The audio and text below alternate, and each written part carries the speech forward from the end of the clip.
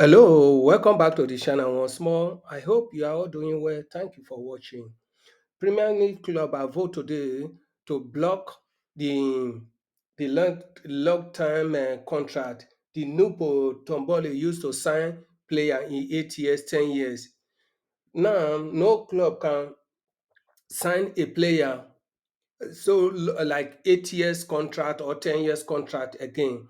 Sky Sport break the news. So listen to what Sky Sport said about the news, and then we will analyze the full news and talk about impact it will have on Chelsea or we will not have impact on Chelsea. Let us listen to what he said. Breaking news involving Premier League regulations and player contracts. And I'm delighted to say our senior reporter, Rob Dorset, joins us now. So, look, Rob, what's the breaking news, first of all? It's complicated. Right. It is complicated, but it's really important. So if you're a Okay. Chelsea fan in particular, listen up. But if you're a Premier League football fan generally, listen up, because the Premier League clubs have today voted on a really significant new rule, which says that the length of time with which a club can spread the cost of a transfer fee is going to be limited. So up till now, you could sign a player for 10 years and you could spread the cost of that transfer fee over that 10-year period of his contract. It's called amortisation. You don't need to know that word. Don't worry about it. I like it, though. But let's talk hypothetically. Say Manchester City sign a player for £100 million on a 10-year contract. Under the old rules, they'd be able to say, look, this is only going to cost us £10 million per year.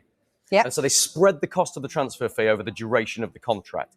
And that is a massive help when it comes to meeting the providence and sustainability rules that the Premier League sets. From now on, you're only going to be able to spread that cost over a maximum of 5 years. So in the hypothetical example I've just given you, it would cost you £20 million a year for 5 years if you sign a player for on a £100 million fee. So look at Mikhailo Mudryk, for example, who's signed the longest contract in Premier League history when he joined from Shakhtar Donetsk, £88.5 million to Chelsea. Under that rule, because it was an 8-year contract, that £88.5 million fee was going to only cost him about £10 million a year. Chelsea have used it very, very carefully and very cleverly. And crucially, this is not going to be backdated.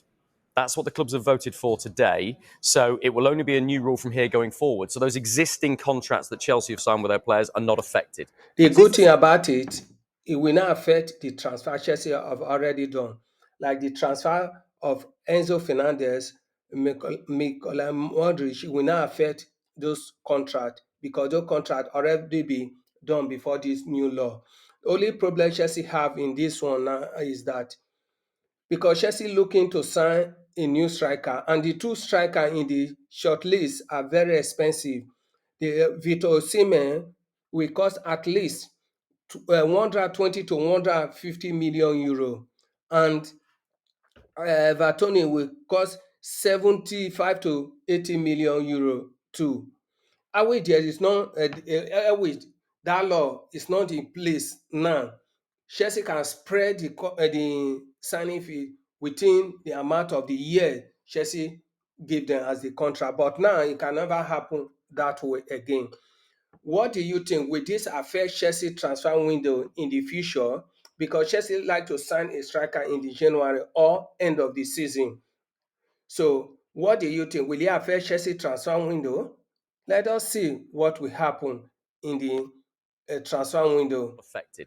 So is this a good thing, a bad thing, or I'm not sure where I sit with this, because you could see why Chelsea were doing this, but they're trying to be more sustainable. So were they were trying to do that for the good of the game? Well, I think the crucial thing is that this now brings the Premier League in line with UEFA's rules, which already had this in place. So you had a strange situation where the Premier League rules were different from UEFA rules, which is never easy and sustainable because clubs that are competing in European competition, they've got one rule for their league and one rule for their European competition. So it brings it in line with UEFA.